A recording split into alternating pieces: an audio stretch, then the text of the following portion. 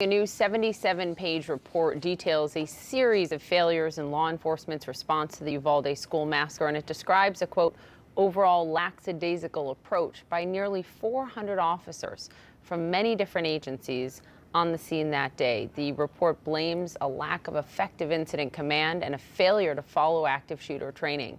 The Uvalde mayor is vowing to investigate every officer's actions. He's also lashed out about how this entire investigation has been handled. We're tired of the leaks, we're tired of the stories, and we're tired that you said no law enforcement officers are cooperating. That was their statement. The city of Uvalde and the school district police office has not cooperated since day one, and that is a lie. We have given 100% anything they have asked for. Can feel his anger through the screen. With me now is Chief Jimmy Perdue. He leads the North Richmond Hills Police Department. He's also president of the Texas Police Chiefs Association. Good morning, Chief, and thank you. You've been clear in saying our profession failed the families in Uvalde and those children and teachers. What is the most important thing you learned reading this report? Well, it pretty much confirmed all the things that we had feared about what had actually took place. Is the officers, despite information that was very clear to the first responders as well as others, that the additional information they got from 911 calls and just from hearing things, failed to act. They failed to move forward in the threat of danger, to secure the scene, to take care of the attacker, and to save as many kids as possible. I think the report correctly stated it was a systematic failure. There were a lot of things that went wrong, a lot of things that we have a lot of explaining to do, a lot of things to justify to the community of Uvalde. Yeah. But we as a profession did not do well that day. We just heard in Jim's interview with Ronald Garza, who's the county commissioner in Uvalde, say other agencies, other commanders could have taken action sooner. Is there any lesson in that for who should have jumped in? Because we know Pete Arredondo, who's gotten a lion's share of the attention for being in charge that day, testified to this House committee. He didn't think he was in charge. Yeah, that is I've explained that during my testimony down at the Texas legislature, trying to explain what happens in an active scene when you have that many people together in a single environment from different agencies. And our natural tendency is to default to the local agency of who's in charge.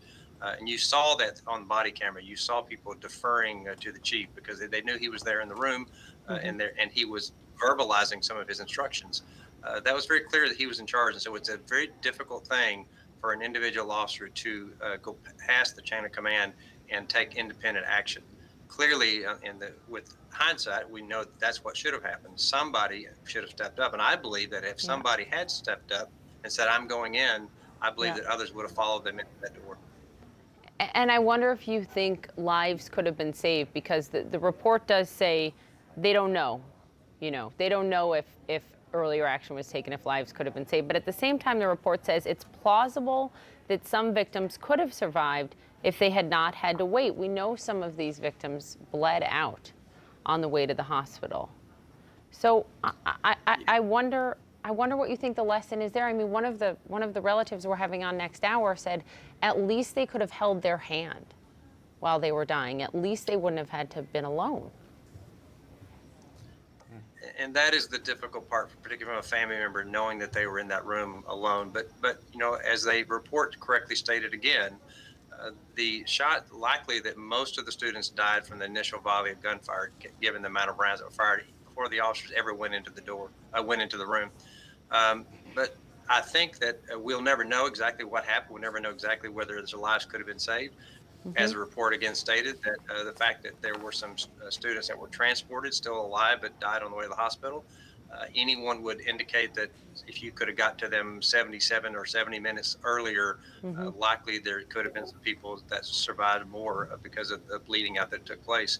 We also know from the 911 calls from the student that called in that said there were kids alive when she called. So we know that there were ones alive at least at some point. And taking a more initial action would have been able to provide emergency medical care and hopefully reduce the likelihood that somebody could have died. We'll never know for sure, obviously, because that's something difficult to prove, but clearly all indications are that there should have been actions earlier in that process to go inside that room.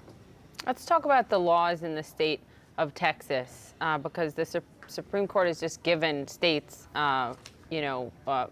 more power in certain ways and restricted states in certain ways from making gun laws. You've acknowledged that you can't stop bad guys from getting guns, but you've said you think it's time for Texas to make an effort to make it harder for some people to get guns. We know that this gun was purchased legally after this shooter, according to the report, tried to get guns through family, through what are known as straw purchases. What do you want to see in terms of gun laws change in Texas? Because they changed quickly in Florida after the Parkland shooting. They did, and we in Texas have a long history of gun ownership, and we are a proud supporter of the Second Amendment through the Texas Police Chiefs Association. But as I've stated before, I believe that there are reasonable measures that can be put in place that may stop someone from getting access to a weapon sooner than they should. And we should be looking at those avenues. I'm not saying that it's going to stop everything because the bad guys are still going to get guns.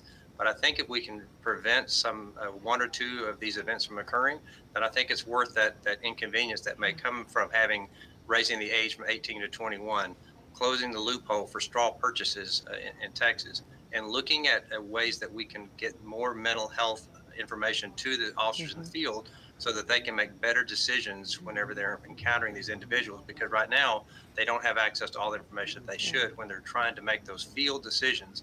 Because again, we talk so much about the systems and the way that things are being done across the state of Texas, but the reality is most of the work is done by the street officer at 3 o'clock in the afternoon or 3 o'clock in the morning when they're trying to make a sound decision and they need information to make those decisions. Well, it's powerful to hear that from you, sir, as the president of the Texas Police Chiefs Association and a supporter of the Second Amendment. There are things that can change. Thank you for your time. Thank you, Bobby. Joining me now to discuss is Uvalde County Commissioner Ronald Garza. Commissioner Garza, thanks for taking the time this morning. Thank you, Jim, for having me on your show. It's a long list of upsetting revelations, frankly, from these videos and the report. As I was saying to Shimon, the biggest seems to be that multiple folks failed here and seemed to go against their training in terms of confronting an active shooter.